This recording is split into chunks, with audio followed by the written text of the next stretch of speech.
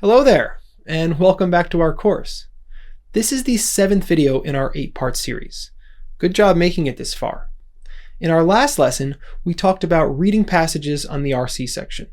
I gave you a framework for addressing both what the author is saying and how they're saying it. We also began to build 2 pillars of success, each with its own skills, tools, and reading style. Today, we'll finish constructing these pillars by discussing 2 methods of answering questions. As you'll see, sometimes you just know the answer to the question, or you can recognize it when you see it. Other times, you need to go back and search the passage so that you can find your answer. I'll help you get better at both of these things, but be aware that some people will tend toward the one strategy, while others will tend toward the other strategy. Also, some questions will lend themselves to one strategy or the other. We'll start off today's lesson with a brief overview of the types of questions you'll see on the RC section. Unlike with LR, our approach here is not going to be centered around question types because they're just not as important on the RC section. Also, the list I give you will not be exhaustive. Still, I want to mention some of the more common question types just to give you a sense of what to expect on this section. Next, I'll discuss the 2 methods of answering questions that correspond to our 2 pillars of success. The first method is knowing the answer, and it's associated with the what the author is saying pillar. The second is finding it, which is part of the how the author is saying it pillar. After that, we'll focus directly on what I think is the single most important bit of, wait for it, insight that I have to offer when it comes to RC. This is the idea of the RC matrix, which I mentioned very briefly last lesson. As you'll see, there's a secret structure behind the scenes of the RC section. If you can learn to recognize it, you can be guided more and more toward correct answers. We'll then apply everything we've learned by answering questions about the humanities passage from last time. This was the one about women's social roles during the US Civil War. You'll see a range of question types, and I'll walk you through answering them. We'll see how sometimes it's better to just know the answer from your reading, and other times it's better to find your answer in the passage. But we'll also see that whichever way you go, accessing the RC matrix and citing a specific bit of textual support for your answer is a way of ensuring that you got things right. We'll then wrap things up with some advanced RC tips and advice for making progress on this section, just like we did at the end of our LR discussion in Lesson 5. Okay. Let's begin with the question types. Here's a list of some common question types on RC. There are main point questions, where you are asked to find the answer choice that best expresses the main point. Main purpose questions, which ask you what the purpose of the passage is, and these are very similar to main point questions, but they use descriptive language instead of passage content. Then there are inference questions, where you're asked to pick an answer that is supported by the passage or something that the author would probably agree with. Passage structure questions, which ask you about the organizational structure of the passage. Author's tone questions, which ask you to pick an answer choice that captures the author's feelings toward a certain topic or issue. Title questions, which ask you to give an appropriate title to the passage. Question questions, for lack of a better term, where the answer choices are themselves questions, and the stem is asking you which one of them is answered by information in the passage. Mentioned detail questions, which point out a specific detail in the passage and ask you to interpret its meaning or purpose, and more. In fact, pretty much any LR question type can be turned into an RC version. So you might see strengtheners, weakeners, apply the principle, etc. And then there are just weird ones that are very difficult to classify. But this open-endedness isn't a problem for us, because again, question types are not particularly important in RC. I'm giving you this list just to give you a sense of what you might be asked, but we're definitely not going to be practicing by question type like we do in LR. One important takeaway for now is that almost every passage begins with a main point or main purpose question. Then, inference questions are the most common question type by a fair margin. Many questions on the RC section ask you to pick an answer choice that is supported by the passage. Sometimes this is phrased in terms of what the author would agree with. Sometimes it is phrased in terms of what the passage says is true. Sometimes it's phrased in terms of what is supported by the passage, and sometimes it's phrased straightforwardly in terms of what can be inferred. But they're all pretty much the same. You need to pick an answer choice that has support in the passage. Now you'll remember from last time that I described how you'll have to find your own personal reading style that falls somewhere between the two pillars that we've been building. We're finally ready to discuss the two methods of answering questions that correspond to these. The first is knowing the answer, and it tops off the what the author is saying pillar, since it relies on what comes beneath it. As you read through the passage, focused intently on finding the main point, you will get an increasingly better understanding of what the passage is all about. Specifically, you'll understand what the purpose of the passage is, and you'll process other bits of information there in relation to that purpose. This gives you a holistic sense of the passage, and you can use this holistic sense to either 1, predict, or 2, recognize the correct answer. Those are the two subversions of the greater ability to know it. And which one you do depends on the nature of the question. If the question is open-ended or very global, relating to the passage as a whole, there may not be enough information in the stem to actually predict the answer. For example, if the stem says, which of the following is the author most likely to agree with, you're not going to know which of the many possibilities will be addressed. So there, your knowing turns into recognizing. Other questions will mention issues, topics, or details, and here you may be able to predict if your knowing is strong. So, if the stem says, the author is most likely to agree with which of the following about pizza, well, then you might already know what the author thinks about pizza. So knowing might turn here into predicting. The second way to answer a question is to find the answer. And this one tops off the how the author is saying it pillar, since it depends on the other parts of that one. If you've done a good job mapping the passage with the magic marker, that is, if you have a really good sense of what can be found in each paragraph, even if you don't remember the details, you're well prepared to go back into the passage and search for the answer. Some questions really encourage this. They mention a particular phrase from the passage, actually highlight it for you, and ask you to answer some question about it. You'll recognize these during your practice. But then, you can learn to turn more and more questions into ones just like this. So, if you're answering that same question from before, about pizza, maybe you don't remember what the author thinks about it, but you do remember that pizza was mentioned in the third paragraph, so you quickly jump back there and read around to find what you need. This way of answering questions has become easier in the modern digitized version of the test, since there is now a search function. If you don't remember where to look, you can search for a key word that you remember being in the passage, and the test-taking platform will take you right to it.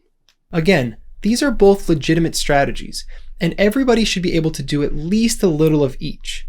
But then you may find that you just prefer one method or the other in situations that allow for either. That's fine. Lean into your personal style and practice your preferred method. But now I want to turn to something that transcends your personal style. This is probably the most important thing I have to say about RC, period. It's something that I've come to increasingly appreciate the more I've interacted with the test over the years. It's what I call the RC matrix. The idea of the RC matrix refers to the inner workings of the RC section. I expect, but can't confirm, that it corresponds to the formula that the test makers use to create these sections. For almost every correct answer, there's a very specific part of the passage that you can point to. Usually it's just one phrase or sentence, but over time you can come to see that it's not just some useful bit of information that'll help you answer the question, but that it's the single and correct citation for that answer choice.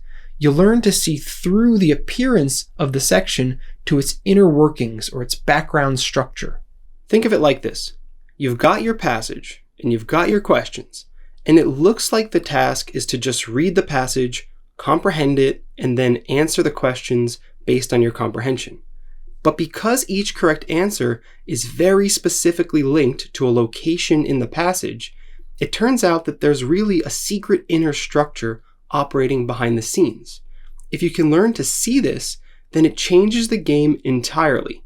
Suddenly, you're not just floating around in the realm of textual interpretation, wondering if your answer is well supported by the text. Now, you're playing a very objective, clear matching game. This answer, this line in the text. Check. Next one. This answer, this line in the text. Check. Not only are answer choices linked to specific bits of text, they're often just mere rephrasings of those bits. Once you see this, you'll know for certain that you've got things right.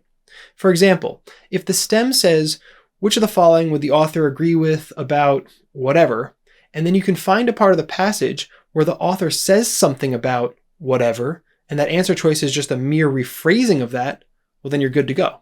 And that's how it is very, very often on the RC section.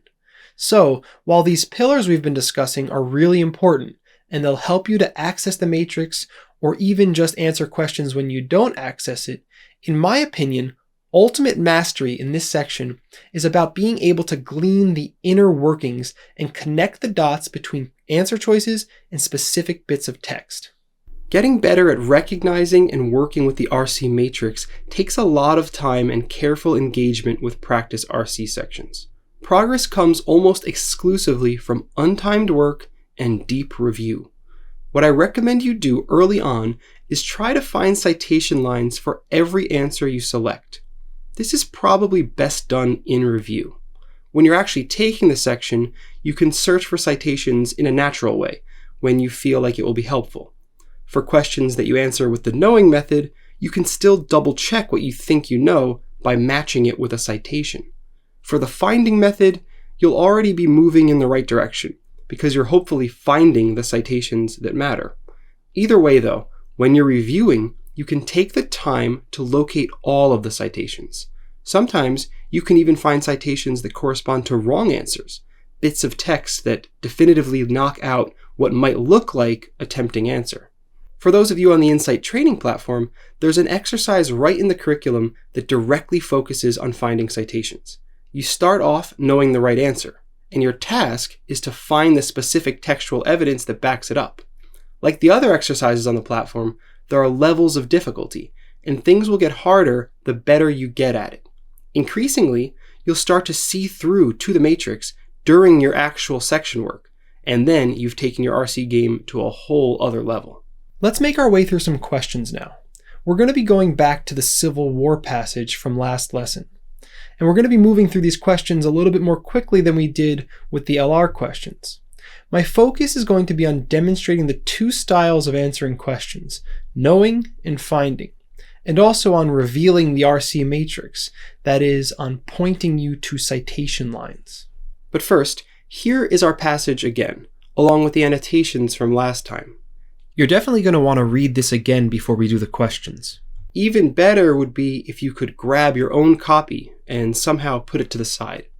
Maybe you want to take a quick screenshot now, or you can access the text version on insightlsat.com/homework.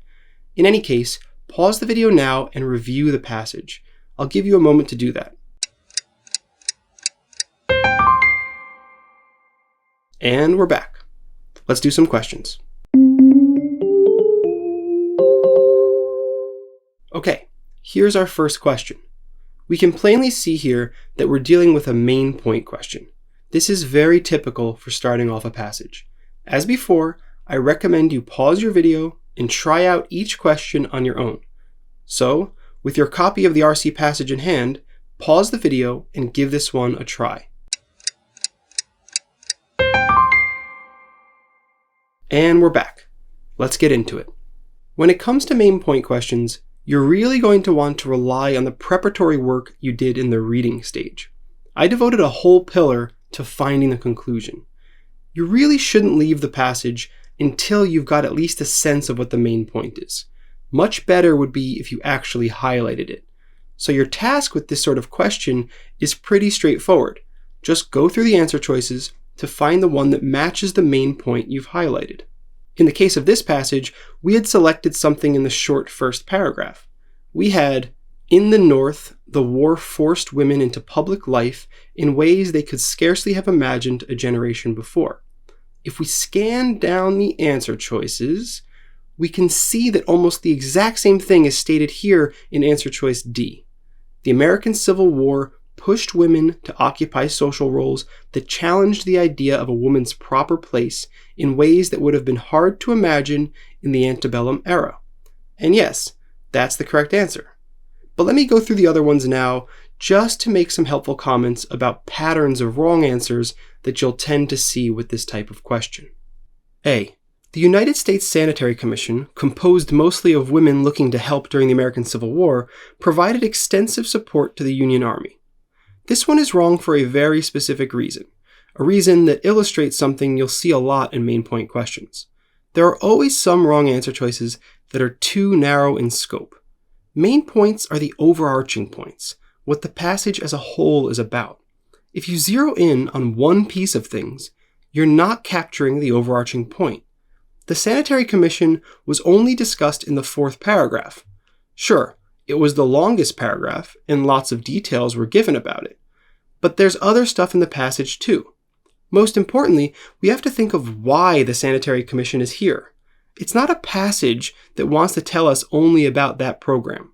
The Sanitary Commission is an example of how women's roles were changing, so it's really supporting the broader point about the effects the war had on women in society.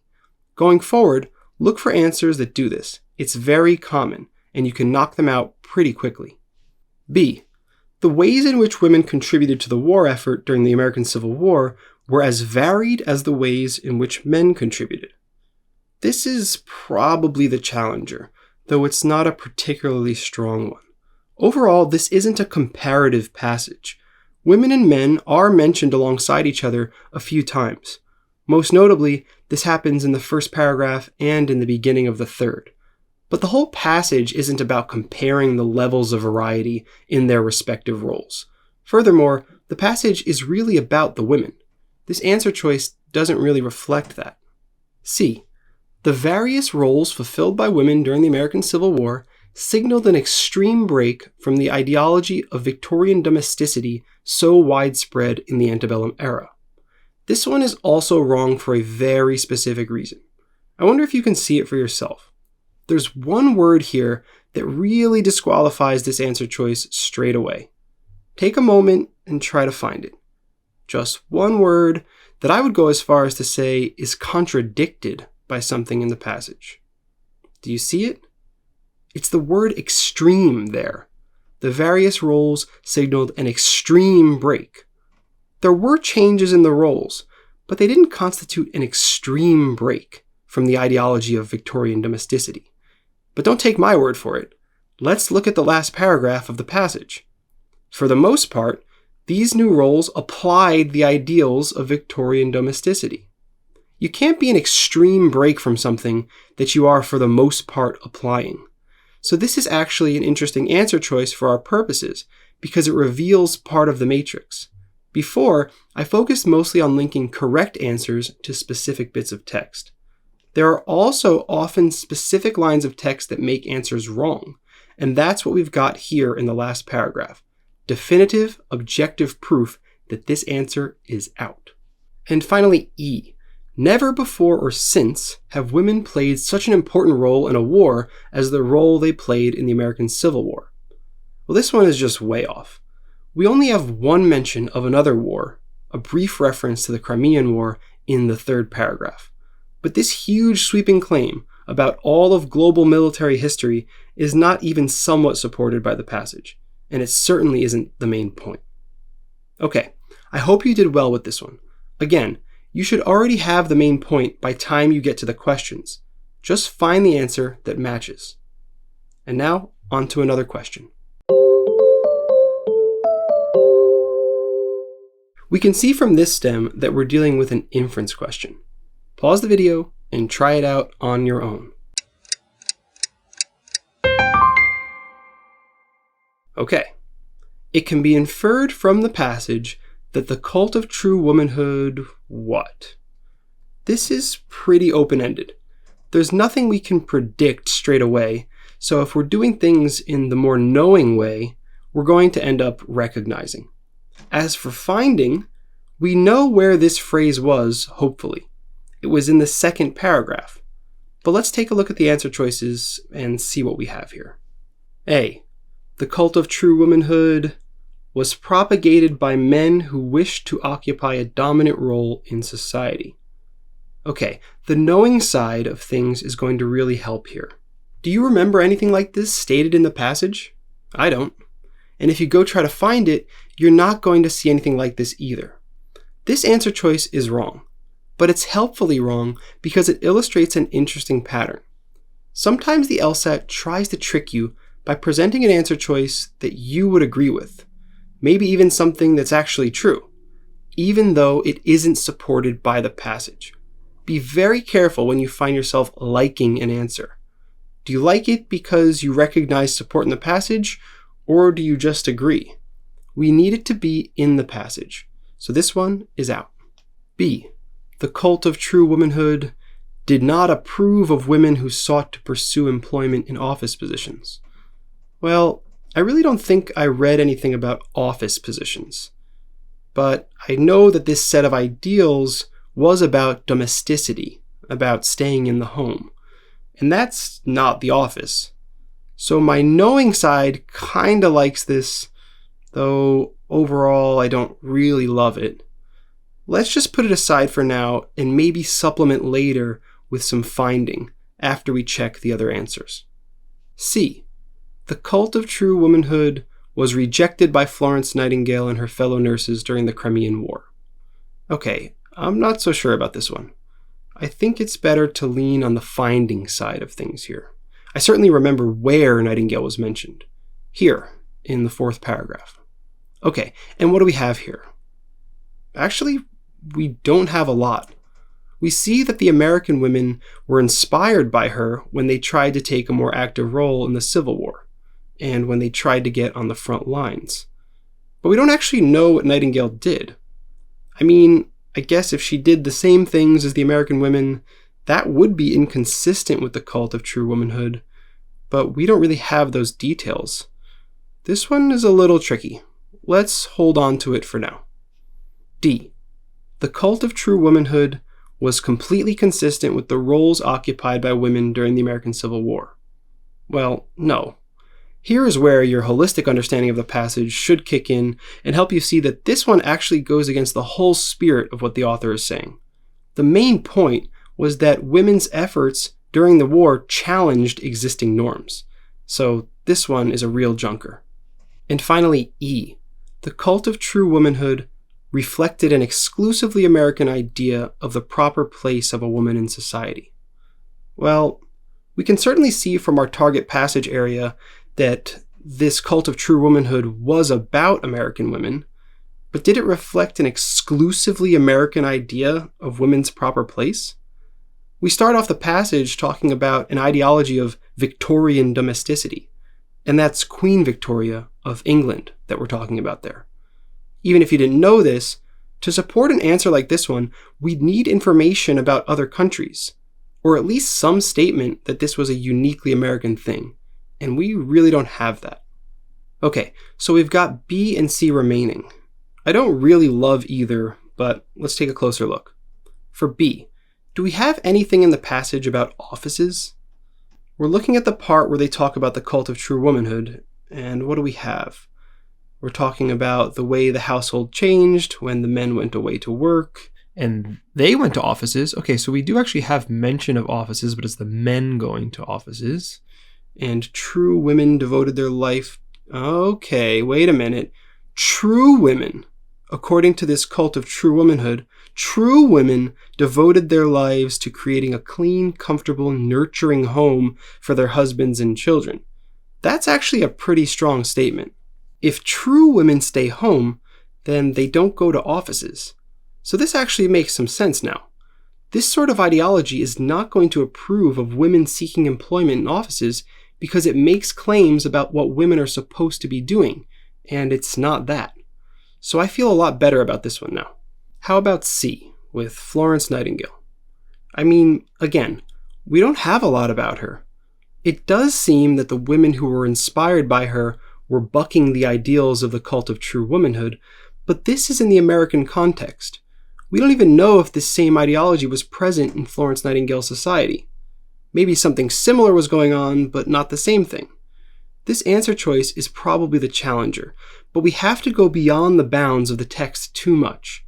B is a better answer, and it's really because of that clear source line at the end of the second paragraph. Okay, on to the next question.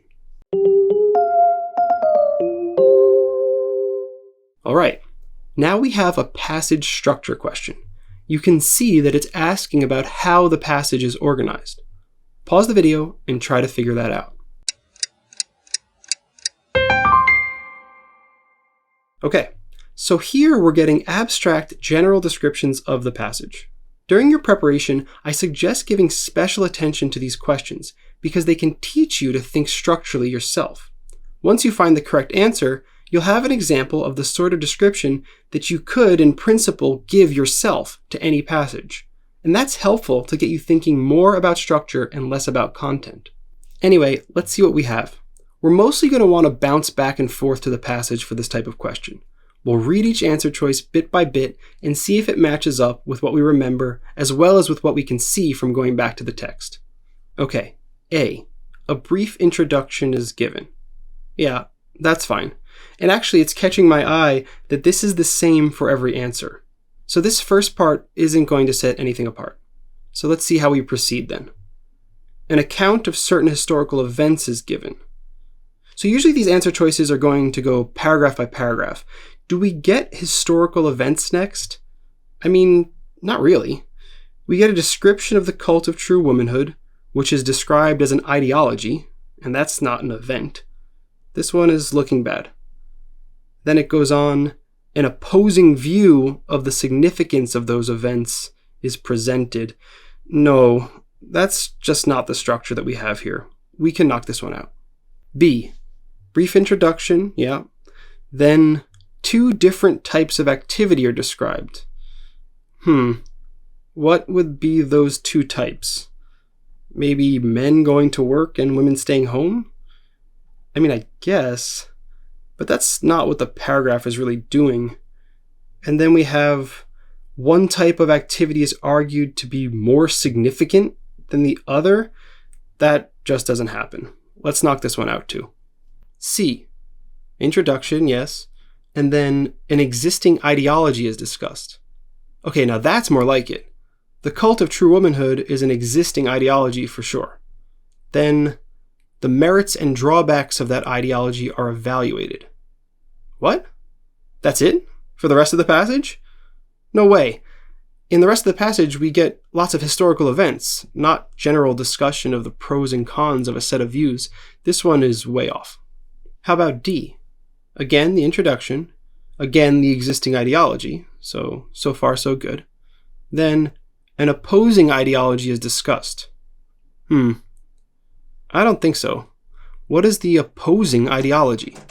We get some interesting activities performed by women in the next paragraph, but not a discussion of some other set of ideas. This isn't looking promising. It then goes on.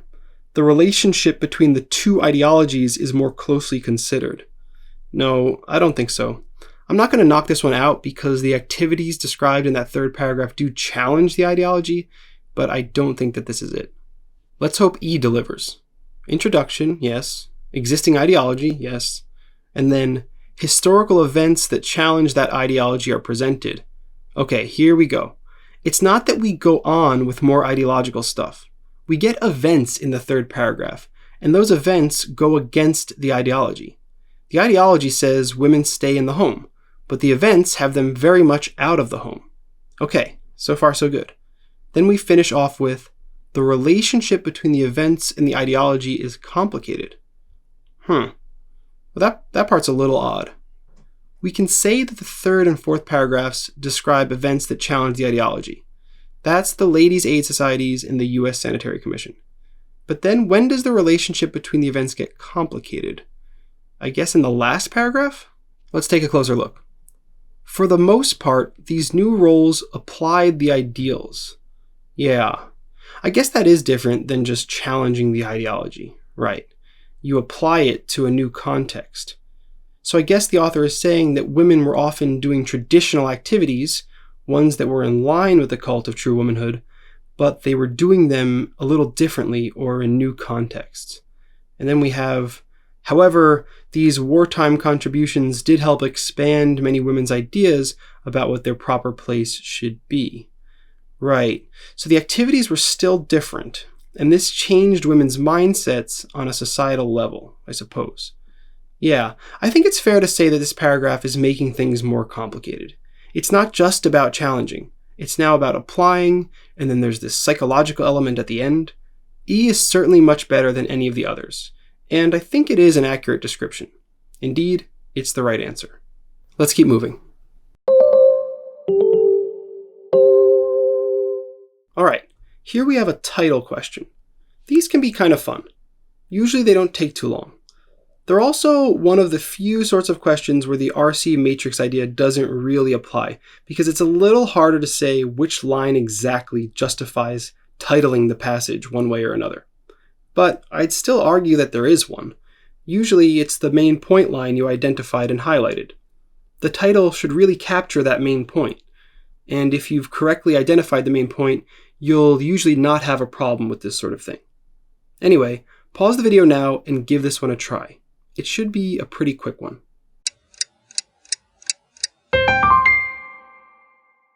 Okay, let's take a look at what we have here.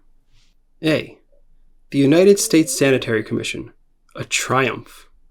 Okay, that's funny, but it's also wrong. And it's wrong for the same reason that one of our answer choices on the main point question was wrong. Remember this one? It was too narrow. And this title has the same problem in pretty much the same way. The Sanitary Commission was just part of the story, not the whole story, and we shouldn't title the passage in a way that confuses things. B. Why women have historically played a supporting role in conflict. No. We also had a main point wrong answer that was like this. Remember this one? Never before or since. This passage doesn't range widely over history and geography. It's about the US Civil War. Our title needs to reflect this focus. C. The differing roles of men and women in the American Civil War. I mean, maybe. This one reminds me a little of yet another wrong main point answer, the one that compared the variety of men's and women's roles. But I guess I could see it as the title. Of course, we know that the men were mostly soldiers, so the activities that women performed certainly were different, and the passage goes into that. I don't really love this one, but let's hold on to it for now. D. Challenging a woman's proper place during the American Civil War. Aha. Yeah, that's what we want, right? It's backed up by our main point line, and perhaps most clearly by the last line of the passage. These wartime contributions did help expand many women's ideas about what their proper place should be. This one is promising. Certainly better than C, so I'll knock that one out now. And finally, E. Florence Nightingale's impact on the American Civil War. Yeah, I mean, no. I get it. The activities described in the fourth paragraph were inspired by Nightingale, but this title makes it seem like the whole passage is about her. She's only mentioned once, in passing. This is like retitling The Lord of the Rings, Bilbo's impact on the war for Middle-earth, or retitling Star Wars as How R2-D2 Saved the Galaxy. It's not that the answer talks about something wrong or missing. The focus is just inappropriate for a title. D is our correct answer. Let's keep rolling. Okay, here we have a sort of inverted version of the mentioned detail question I described earlier.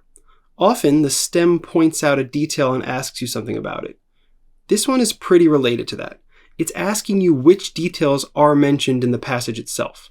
So this kind of question leans toward the finding the answer strategy, though, of course, the knowing the answer side of things can also come into play if you remember these details, or you remember them not being there.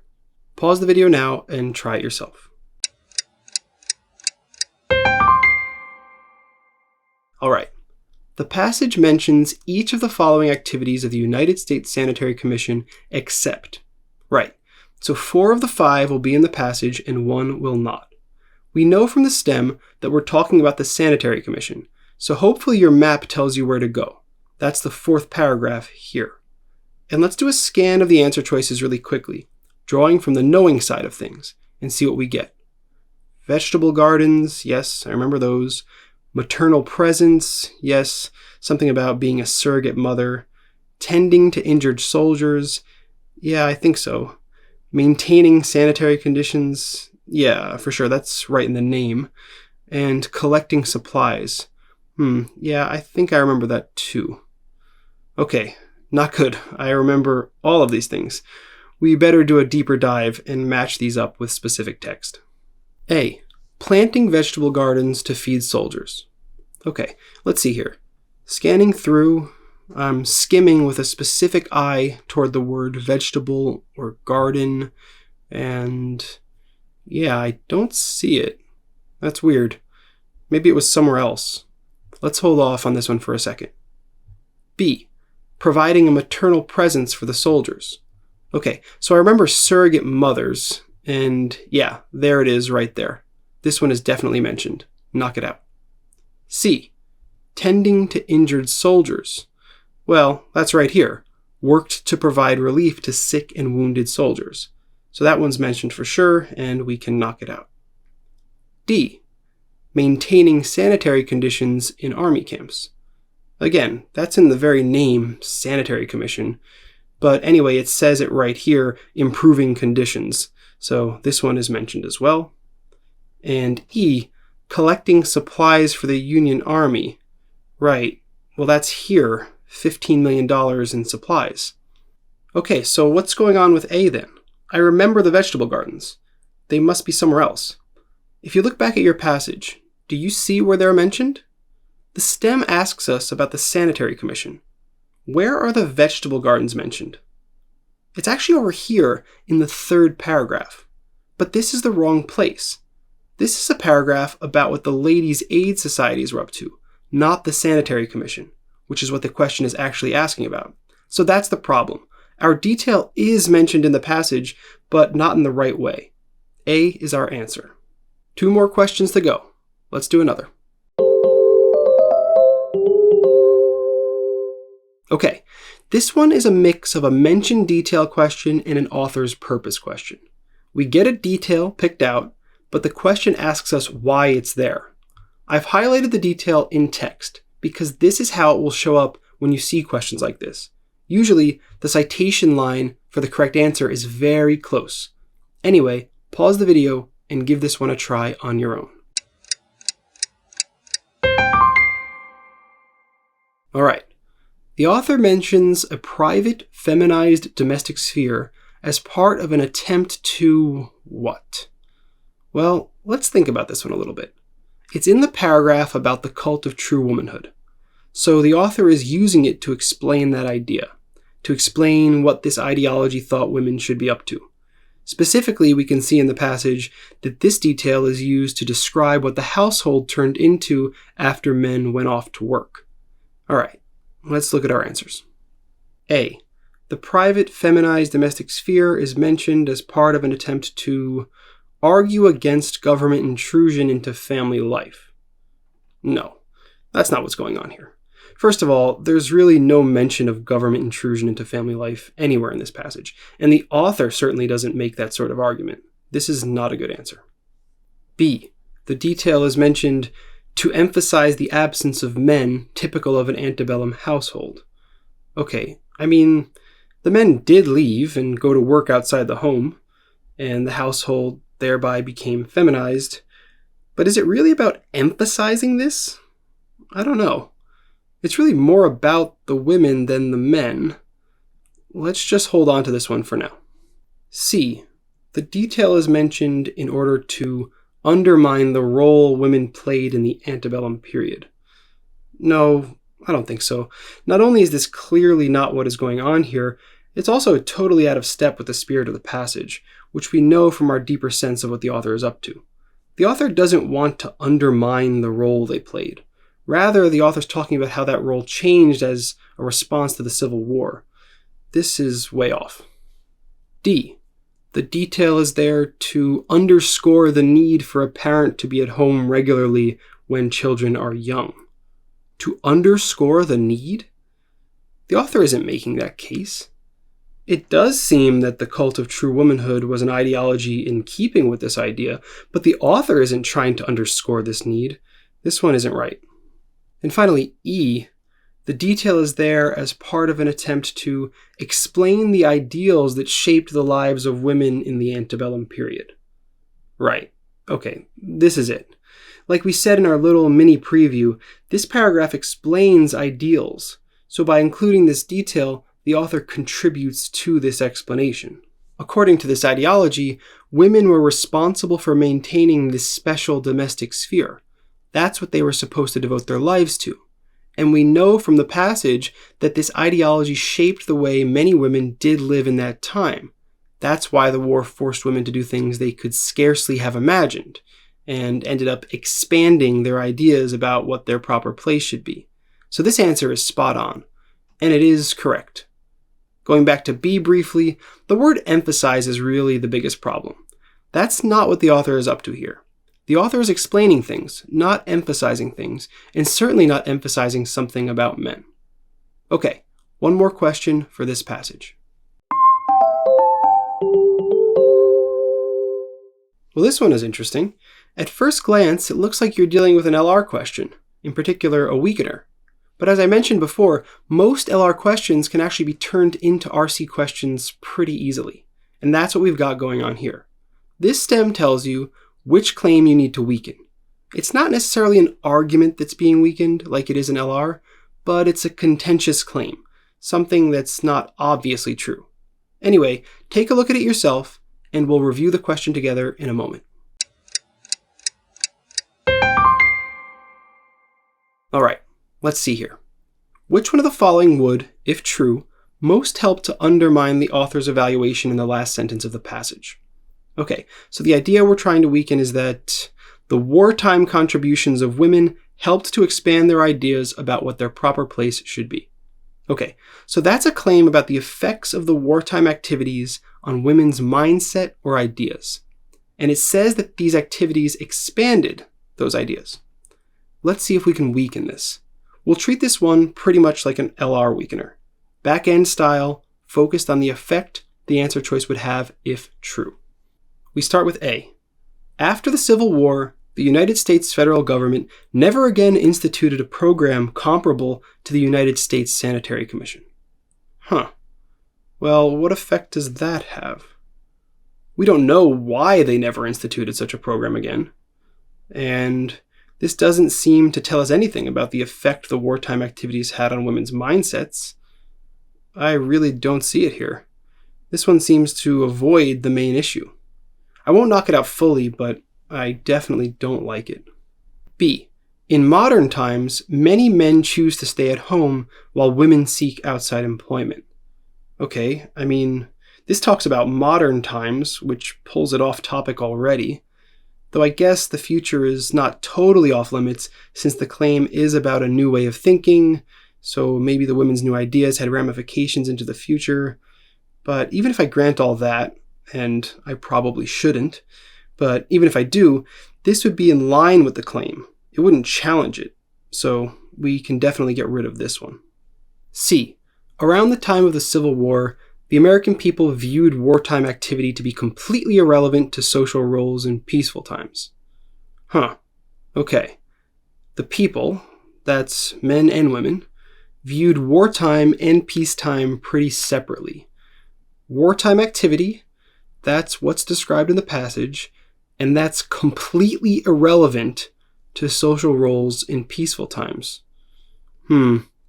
Yeah, that's pretty bad for the claim that the wartime activities expanded women's ideas about their social roles. This is a very promising answer. Let's hold on to it. D.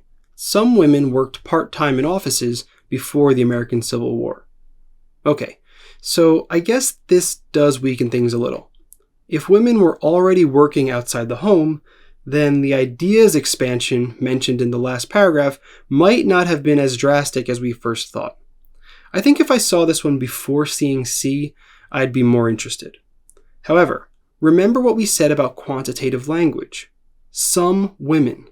That only gets to claim the force of one. And part-time is similarly vague. how much work outside the house was going on. This answer choice doesn't have a lot of force behind it, even if we make the case that the nature of that force is weakening. Given that I like C so much, I'll knock this one out. And finally, E. The women who worked with the United States Sanitary Commission were given formal honors by the government following the end of the war. No, I don't see how this has any effect at all. I mean, okay, I can start to feel myself starting to spin some stories, but that's not what I want to do. I don't want to begin stretching when I already have an answer that is very good. This one is out. I'll knock A out now for the same reason. It was the first answer choice, so I was a little more cautious about getting rid of it, but I just don't see a clear connection. Definitely nowhere near as strong a weakening effect as what we see in C. And C is our answer. It really lays things out quite clearly. Okay, I hope you did well with all of that. These questions, and this passage in general, were on the easier side of the difficulty scale. I like to teach with the easier stuff so that we can stay focused on the concepts that we're learning. But you should expect the difficulty to ramp up when you work on other passages. Still, keep working with the two pillars. Draw from your memory or knowledge of the passage, but also be ready to go back and find the answer. The highest scorers can do both of these things well, and they pull out the right strategy in accordance with the needs of the moment. Before we move on to advanced tips and suggestions for making progress, I just want to show you a little representation of the RC matrix for the sample passage and questions that we just dealt with.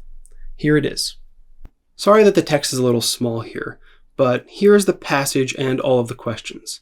I've illustrated the links between the correct answer choices and the source lines that are most closely associated with them. As you can see, not every answer choice has a link. Still, this is a very real and robust part of the RC section.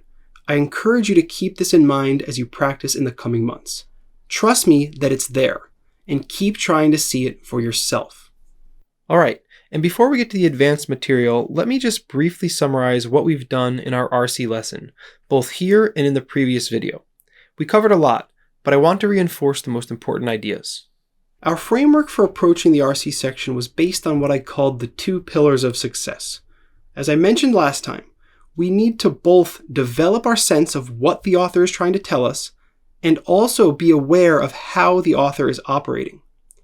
We then talked about skills and tools that can help you to grasp both of these things better. The super skeptic's perspective encourages you to find the main point by looking for something that the entire rest of the passage is devoted to supporting. Typically, the main point will be new and important, so we look for some pivot or some conversational context. But we also talked about how it should be contentious and complex.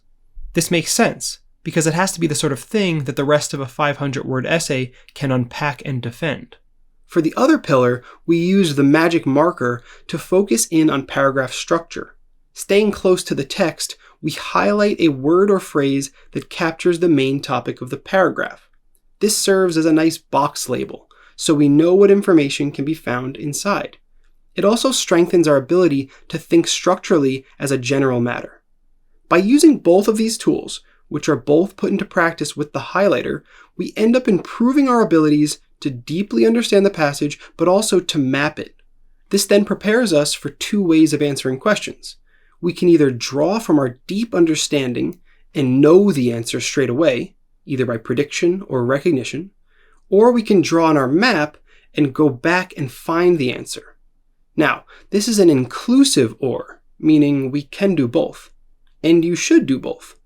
Though you will certainly develop a personal style over time, it's important to work on all aspects covered by the two pillars.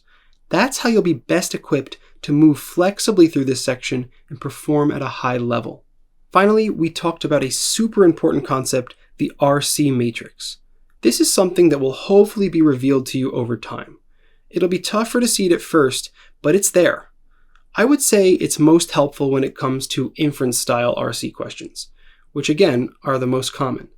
These look open-ended or interpretative, but they have source lines, what I call citations. Go looking for them. You probably won't be able to do this for every question when you're under time pressure, but you can definitely do it in review. Make the linkages. Over time, as you do many RC sections, you'll strengthen your ability to see those linkages in the first place, and this will lead to better results. All right, let's move on now to some advanced tips and advice for making progress going forward. We'll start with the tips. My first one is to remember the bullseye. Just like elsewhere on the LSAT, the writing on the RC section is deliberately complex. You'll see lots of embedded clauses, sentences that go on forever, all sorts of detail. If you struggle to even understand what is being said, lean back on the bullseye tool. Remember, we look for the main subject and verb. This defines the sentence core. We then understand everything else around it as answering questions about that core. Using the bullseye is part of a larger technique of restating what you read. I do this all the time. I read some complex LSAT language, and then I take a step back and say it to myself in simpler language. Okay, I see what you're really saying there is blah, blah, blah. Try doing this. Don't just plow through the text. Insist on understanding. The bullseye is one important part of that. To build off of this, later on, when your RC skills have advanced, you might start to speed up your reading by very quickly skimming, or even skipping, certain non-core parts of a sentence. For a simple example, imagine that you had the following sentence. Part of a healthy lifestyle is eating a diet rich in vegetables such as kale, squash, tomatoes, carrots, broccoli, and string beans, while another part is engaging in certain forms of exercise, including running, swimming, weightlifting, and stretching. As I start a sentence like that, I'm probably going to skip that list of vegetables and the list of exercises. I can tell from the rest of the sentence pretty much what's coming, and I don't actually care which vegetables or exercises in particular are mentioned. I just know that part of a healthy lifestyle is eating vegetables and another part is exercising. That's probably good enough until I have to answer some question like, which one of the following foods is mentioned in the passage? Okay, so now I know I need the information that was in that sentence.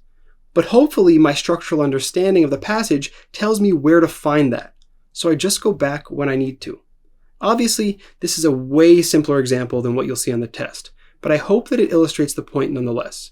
Advanced readers know how to focus on the parts that matter for the needs of the moment. My next tip is to highlight a little bit more. Now, remember, I said before that most people highlight way too much, so that's why this is an advanced tip. For most people, you're going to want to highlight much less, and I actually suggested only highlighting the main point and the moving box labels for each paragraph. And yes, I continue to suggest that. But at some point, don't rush this, but at some point, you may find that just a bit more highlighting will help you to map the passage a little more effectively. Sometimes there are structural shifts within a paragraph, for instance, like when some external criticism of an idea is suddenly introduced in the midst of a paragraph otherwise explaining that idea. Other times, there are just important topics that you've got a feeling the questions will address, or there's a point that you think is really important. You can expand your highlighting style to accommodate things like this. But again, don't go too far. If you highlight everything, you highlight nothing. My next tip is to focus on connotation. This is the sort of emotional tone surrounding a word. Words often have a positive or a negative sort of vibe to them. So if I say something is impressive, I mean that to be a good thing, even though you can be impressed by something bad or dangerous. Maybe the same thing can actually be daunting, but that's a negative spin. Somebody can be thrifty, a positive way to describe the fact that they don't spend a lot of money. Or they can be stingy, pretty much the same thing, but negative. If you stay aware of connotations throughout reading, you can get a sense of the author's feelings towards certain issues. If the author says that a certain event forced people to make a change, that suggests that this might not be a good thing. But if the author says that the event encouraged them to do so, we can see that the author subtly approves. Paying attention to word connotation helps you to develop your deeper understanding of what the author is saying. It gives you a better feel for the general spirit of the text, and that can help you to navigate answers. It's especially helpful with tone questions, where you can often knock out 2 or more answers simply because they describe a negative tone when the author felt positively, or vice versa. My next tip is to preview the passage before reading. I like to just skim the first paragraph super quickly and then glance at the beginning of each paragraph. That already prepares me for my main tasks, but it also gives me a sense of what the passage is about, and that makes the true initial read-through go much more smoothly. This takes all of 10 to 15 seconds, and I find that it's time well spent. Some people advocate briefly reading the questions first before reading the actual passage. This way, you prime yourself to pick out the details that you know are involved in the questions. Personally, this has never really worked well for me, but I don't think it's crazy, and you might want to give it a shot. Again, people's styles differ pretty significantly on this section. Next, I would just emphasize something that I mentioned before, which is to really focus on the RC matrix during review. Whenever possible, whether you get the answer right or wrong, try to find the citation in the text. Your goal is to increase your sensitivity to the section's inner workings. You do this in review, when you have more time and you're not focused on actually answering the questions. But then the payoff happens later when you're actually working on the section, and suddenly you find yourself accessing the matrix in real time and getting more points. My last advanced tip is to practice reading non-LSAT material from subject areas that challenge you. While reading actual LSAT RC passages is the best practice, there is only a limited number of those available, and you don't want to burn through all of your prep material just practicing your reading. But the writing on the LSAT is more complex and challenging than a lot of popular media, so it's good to find sources that will be written in a similar fashion. You can then practice understanding this more difficult material, and that can make approaching RC passages go more smoothly. I'll put a list of sources for each subject area in the comments. If you find that you struggle just to get through the passages, or you feel like your comprehension is lacking, you might find that spending more time with difficult language outside of your formal LSAT prep can be helpful. Progress in RC is usually uneven, and it's hard to tell ahead of time what's going to make the difference. By practicing with our main framework, the 2 pillars of success, and working on those advanced tips, you can try making gains from multiple angles and hopefully find the right mix of approaches that works for you. That being said, I want to conclude today's lesson with some brief suggestions about how to make progress going forward.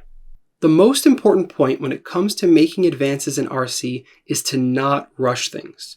Take RC sections untimed in the beginning and keep things that way for a while. Reading is like other skills, and it takes time and repetition to develop. If you rush through the text, not understanding what is being said, you will never get better at comprehending complex material and thinking structurally the way the LSAT requires you to. But if you slow down and insist on understanding, and you read carefully and thoughtfully over and over again, you'll get better at that. And just like anything else, you'll be able to do it more quickly. It's kind of like driving. If you're just beginning to learn to drive, and you only drive 65 miles an hour or faster, you're just going to crash over and over again. Assuming you survive this ordeal, you're never going to get any better at driving. You're just going to keep crashing. But if you start slow, maybe in a nice quiet neighborhood, driving 10 or 20 miles an hour, and you focus on your acceleration, your braking, your turning, the positions of your hands, where to look, when, eventually you will be able to speed up. And eventually you can drive on the highway at 65 miles an hour very easily. Don't keep crashing when it comes to RC. Start slow and insist on understanding. As with LR, I don't recommend moving to timed practice until you are able to achieve performance on RC sections that you would be ultimately happy with. Then you can start trying to reach that level with time pressure. My other suggestion is to think of the RC matrix as a path forward. Sure, you can make progress in the section by getting more questions right, and of course that's the ultimate goal. But you can also think of learning to see the matrix as its own goal. This gives you another way to progress, even if your score is plateauing. Keep trying to find the citations for the right answer choices. You can also try to find citations that knock out wrong answer choices. This is something you can really devote yourself to in review. You should find that if you can get better at finding the citations in review, you will also get better at finding them when working through the sections initially, and this can help you push through a period of stagnation. Finally, I recommend indirectly improving at RC by getting better at LR. Generally speaking, I think it's best to focus on LR first. I said this in an earlier lesson as well, but hopefully now you can better appreciate why. Many of the same skills you hone in LR get applied in RC, both in reading the passage and in answering questions. In fact, sometimes the questions on RC are just adaptations of question types in LR. So if you're struggling with RC, try switching over and focusing on LR instead for a little bit. The two sections can be mutually illuminating, so bouncing back and forth between the two can be an effective way of breaking out of a plateau. Okay, and that'll do it now for RC. Keep working at it. Progress may be slow, but it is possible. In our next and final lesson, we'll talk about timing and test-taking strategies. This will give us a chance to say a little bit more about both LR and RC, though our focus is going to be on getting faster and on the various strategies that apply across the test. We'll also talk a little bit about the LSAT writing section. I'll see you there.